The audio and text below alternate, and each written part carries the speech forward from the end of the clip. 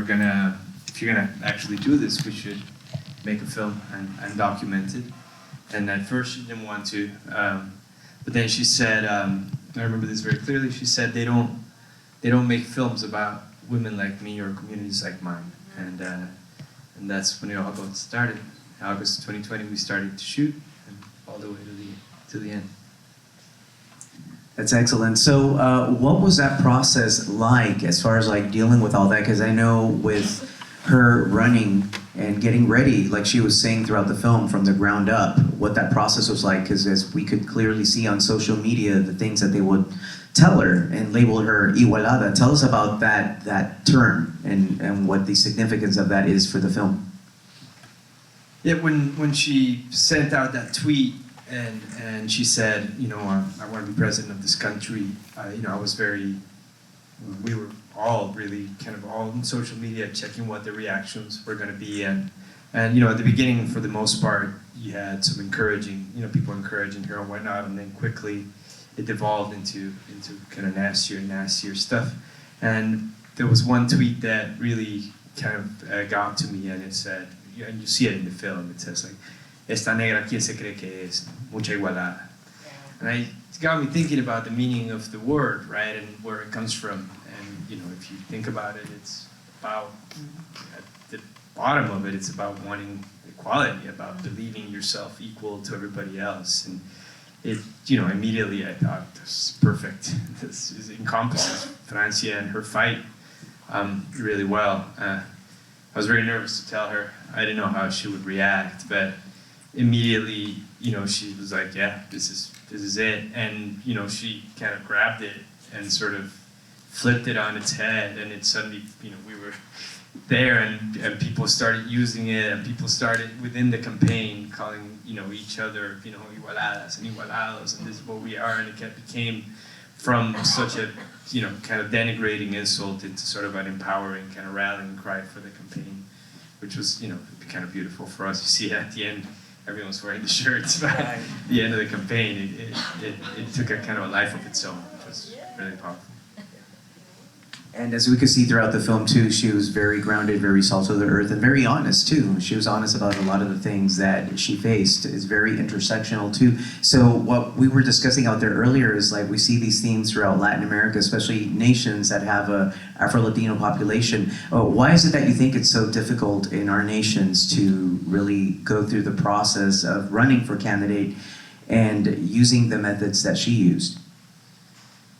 I mean, you know, I was going to say our nations, but you know, most of the world is still deeply racist and misogynist and elitist. That's just a reality that it's true in Latin America, it's true in Colombia, it's true most in the world. So, you know, Francia starts from a point of deep disadvantage when you take all that into account. And that's what makes her story just more powerful. It was, you know, I still can't believe that a country, you know, Colombia it's a beautiful, wonderful country. I wake up every day feeling very proud to be from Colombia, but you know, it's a deeply racist and sexist and an elitist country as well. And for a woman like Francia, that comes from where she comes from and embodies what she does, to be vice president of Colombia is nothing less than incredible and almost unimaginable. You know, it's until we sort of confront that history of racism and sexism, you know, it's going to be continues to be difficult for people like Francia to achieve positions of power. And that's just kind of a reality. But I think one of the really powerful things about Francia's campaign is that she sort of ripped that Band-Aid off. You know, Colombia, especially after the 1991 Constitution and multiculturalism believes, you know, recognizes itself as a multicultural country. And you know, many people in Colombia will be like, yeah, there's some racist people. We're not a racist country.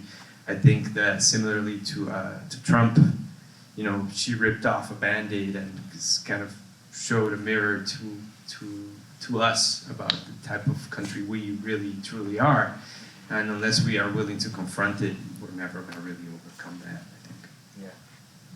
Absolutely, and this question is for the producer, Juan Mejia. What did this project mean to you as far as like when you first came across it? Sure. Thanks.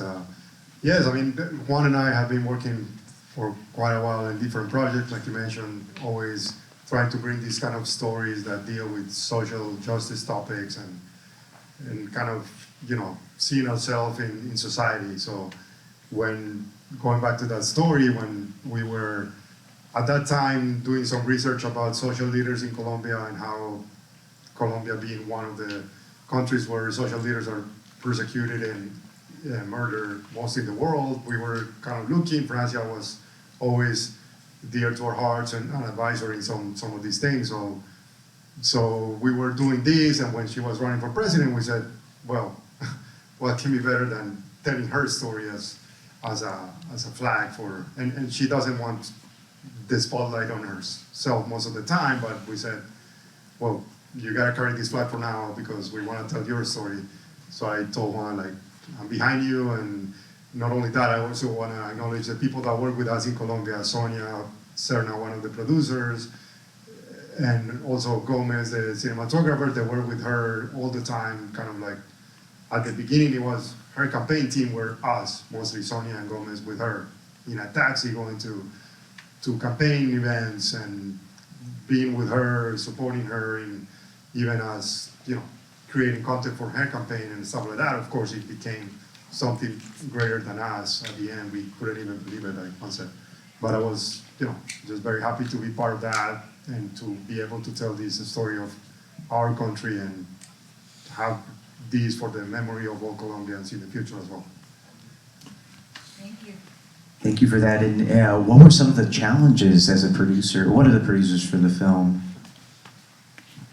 I mean, like any political campaign film, it has its own challenges of being there all the time. You don't want to miss one single moment. Again, we were in New York, so for us it was sometimes the sense of we cannot do anything, we need to trust our team, and Sonia did an amazing job kind of being with Francia all the time. Is most of the times the extra challenge of independent campaign that was not a traditional campaign in any sense is that you need to be on your feet all the time, like ready with a bag on the side. Again, going back to our team in Colombia, like, oh, tomorrow we're going to Cartagena. It's like, what are you gonna say? No, just be ready and go. And again, I cannot say enough about the team in Colombia because they were ready for everything that happened, good and bad. Sometimes, many times, Juan and I thought like, okay, this is the last shoot we do because the campaign is not gonna run anymore. This is the end of the movie, but Francia kept surprising us and said, we're like, okay, one more time, until we said, okay, she got selected as a running mate. This is really it. We don't wanna, and people kept pushing us like, are you not gonna tell her story as a vice president? It's like, we gotta stop at some point because somebody else has to tell this story. And to this day, people say, oh, you should have continued. This is not the end of the film. It's like, but for us, it's the end of the film because this is the end of the campaign. And we wanna, as a filmmaker, you wanna, life provided us with the perfect arc, filmmaking arc in terms of, okay, she did great. Of course there are, and if you go, I encourage you to go look what's going on, support these kind of causes if you're into it, because the fight continues and the story continues, of course. Yeah, and like both of you were saying, these themes are very universal too, with a lot of what's going on in the world. And Colombia, like many parts of Latin America, are known for its, minerals and riches. And I know that the government is trying to go into her region to take over pretty much. What's going on currently in her region as far as like what the film showed us? Yeah, I mean, it wasn't. I mean, the government was granting the licenses, but it was mainly transnational mining corporations. A lot of them are all over Latin America, either Canadian, South African big mining corporations looking for minerals, and that big fight, Francia and her community won, which is now very common, and they're still in their territory. The issue is now coca. So coca has moved in to that area. they'd managed to sort of hold it out for a long time. But now you see those mountains and they turn from light green to dark green very quickly. And it's just hectares and hectares and hectares of coca plantations. And with coca comes the violence and everything else that comes with. And so that's the new challenge for that area is, yeah, folks were, fought to remain on their territory and they succeeded. But now what's going to happen to those communities? Because what happens when coca moves in, it's a lot of the social tissue holding community and community organizations together, and those start to break. The violence will tear through those, and a lot of communities fall apart. Thank you for that. And now we wanted to open it up for the Q&A from the audience. Yes. Yeah, it's been really great to see her story highlighted in such a unique way. A very unique perspective I got to see through the film too was of the early organizers of her campaign. I just was wondering if you have any updates on them. Are they still working with Francia? Are they still working with maybe smaller candidates? Yeah, most of the team that you see there are still, are now in some way or another part of the government. So they've kind of stuck to the cause. So if you see Leo, Leonardo, and Liliana, they're both in there as well. So yeah, folks have continued. Any other questions from the audience? Yes, sir. Thank you for the film. Very inspiring. It's a very tough time in Texas right now. And so it's nice to see someone rising within the political system in another country. But my question, very basic, is just I'm wondering about what kind of pre-production you did. For documentaries, there's not a lot of talk about pre-production, but I know there is some. Or did you guys just go and what decisions did you make before you actually started shooting? In all honesty, pre-production started in 2009, right? So we had a long trajectory of working with Francia and working in those territories. And our first film in Colombia was in 2002 about forced displacement. So we'd sort of been building our pre-production organism from a long time ago, and we had kind of solid relationships with a lot of grassroots organizations that proved vital in terms of moving through the territory safely, knowing which places it was fine to go to, which places we were better off not being out at night, et cetera, et cetera. So, that's all pre-production. It was just built from previous work throughout many, many years. For the campaign itself, it was sort of sudden. We got the call and we had to start shooting straight away. But luckily, we did have that kind of framework from many, many years ago. And I just want to say really quickly, you mentioned Texas. I think this film is very relevant to this country today. I feel like, we are all sort of, well, not all, but a lot of us are disillusioned and a little bit frustrated about the political system. It feels like we don't really have a choice, or we don't really have a way to change it, right? And I just want to say, if it was possible in Colombia, it's the bastion of democracy of Latin America. Many Latin American countries have gone through years and years of dictatorship. Colombia knows. So it's always heralded as that bastion of democracy.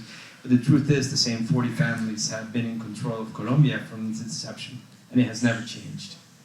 And it did for the first time 2.5 years ago, for the first time in the history of the country. What happened in Colombia was almost unimaginable. So I just always feel like if it could happen in Colombia, it can happen anywhere. So I think it should also serve as hope for just to remind us that a different type of politics is possible. It is. Any other questions? Yes, sir. I was wondering if people have seen the movie in Colombia, and if so, what have they said about it? And if not, what do you think they're gonna say? We haven't really publicly released it in Colombia. We have our premiere at the Cartagena Film Festival in a few weeks. So that will be our first sort of official premiere. We had a screening in Colombia, kind of a private screening for Francia, her family, people from the movement and the campaign, our families. And that was, it's a beautiful event. It's a very friendly crowd. So, but, it's also a crowd, not all our families, come from a gamut of the political spectrum, we all got really conservative aunts and uncles. And I think folks were moved. I mean, I think that, yes, it's a political film. Of course, most films are political films. But it's also more than that. And I think that folks can appreciate that. There's a lot of disinformation in Colombia, as there is everywhere, about who Francia is and where she comes from. And I think it's also important to, rectify that. And I think it's beyond Francia. It's a historical document about a historical time in our country. So, I'm really hoping folks can appreciate that. We're really ramping things up so that after the Cartagena Film Festival, we can release, our hope is to do a big sort of release throughout the country, across cinemas and independent and commercial, because I think, we want all folks to be able to see the film.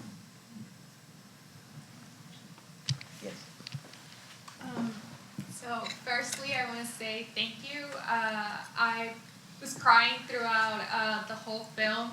Honestly, it's a very special day, not just for the film screening, but also for the labor movement in Houston. And so thank you, Juan, for just saying that it's not something that is only particular to Colombia. It's something that can happen in Texas and especially in Houston.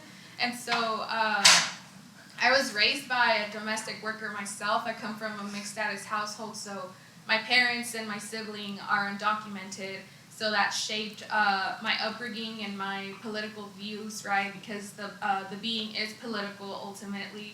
And so I'm fortunate enough to work as a labor organizer now, which is how I connected with Olga, who is the organizer at Fe y Justicia here. We have Iris from Crescent, so we came planned, but we ran into our colleagues, Linda Morales from the Gulf Coast AFL-CIO, and we also have Elmed from Crescent as well. And so again, like, this movement is not just particular to outside of Texas or outside of Houston. It exists here, and it's happening now. And so I'm wondering, could you tell us more about the relationships that you saw the workers, especially the domestic workers, and like the Black women that were supporting her, and her identity, how as a domestic worker and like a Black domestic worker, how that shaped the movement, and how it also kept you all from feeling jaded, right? Because like you said, you kept thinking like this will be the last shot.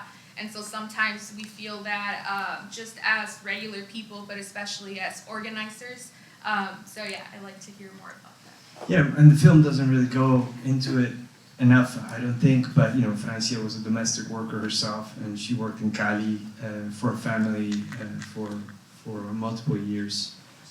So she has a very kind of strong relationship to the domestic workers movement in Colombia as well. Well, we're doing our screening in Cartagena. We have two kind of official festival screenings in theaters in the old city. Or we're doing a special screening in El Pozón, a specific neighborhood in Cartagena that you see in the film. And you see these women, very briefly in their uniforms. There's a group of domestic workers and a group of mujeres masajistas, which are the ones that give the massages in the beaches of Cartagena, the masseuse kind of movement, which are also trying to organize in Colombia. And so we're going to do a special screening in El Pozón, and they're all invited. And for Francia, that's key. That's vital. And these women were, if you see the film, you realize that folks that really pushed the campaign over the edge were women and young people, also LGBTQI community as well. But those were the folks that were at the vanguard of this campaign, and day in and day out showed up for Francia. That's very present for her. I just wondered, kudos to you too, because it was wonderful. But what compelled you to do it? What is it, the social justice movement? What did you want to accomplish by doing this? Just curious. Yeah, it's, Francia is a very singular figure, and having had the chance to work with her in the past, I felt like it was a historic moment for the nation that she was running, and it was. I mean, even, you know, regardless of what anybody believes about the Colombian government right now, Colombian politics have been changed forever, you know, and I don't even really think that Francia understands the dimension of what she has achieved. But we're having debates in Congress in Colombia about reparations. That would have never, ever, ever happened unless Francia had launched that campaign and pushed as far and as hard as she did for, you know, young women in Colombia, especially young black women in Colombia that grew up with Francia Marquez as their vice president. That's a paradigm shift, you know, and it's hard to undo that. So I think we recognize the potential, because it was Francia, of what this film could be and what it could do. Yeah, thank you. How do you grapple as creators and as activists with the fear and the rage and the insecurity that these types of messages inspire in a lot of Colombian people? Because I see how much the disinformation in Colombia is tied to their feelings and to safety, like being scared that communism is going to take over, being scared that we're going to be like Venezuela. And I'll try to introduce that maybe something like that won't happen, or that's not the inevitability of people like Francia and other activists, but it's really hard and really tied to emotion and feeling safe and feeling fear of loss of stability for them. And do you get scared or worried or? Yeah, I think we do it all the time. I mean, there's no easy answer. It's really, really hard. I think inequality is a bitch, really, and I think that it really instills fear, and people think that the fearful people are the wealthy that have quote unquote a lot to lose, and say if Petro becomes president, we're moving to Miami. But really, it's people that are barely hanging on that are most fearful. So fear is a very powerful weapon, and we see it applied all over the world. It's really it's complicated, and it's difficult to push change, and I think that's the reason why Colombia hasn't had a progressive government in its history until now, ever. It was the same parties, and then Uribismo after, but it's been the same families forever. So fear is a very powerful weapon, and it's an uphill battle. And we hope the film doesn't need to, it doesn't need to shift your political views or what party you vote for, but it should at least be a portrait of a different type of country and a movement for. People aren't against justice, right? Like if you ask anybody on the street, would you like to live in a more just country? I am pretty sure the overwhelming majority will say yes. It's just how that often gets marketed, or that's very difficult. But it's an uphill battle. It's no easy answer really, and it is scary and it is beautiful. But, yeah. Any other questions from the audience? Thank you all for coming. And in the words of Francia Marquez, si se pudo. We all can do it. Thank you.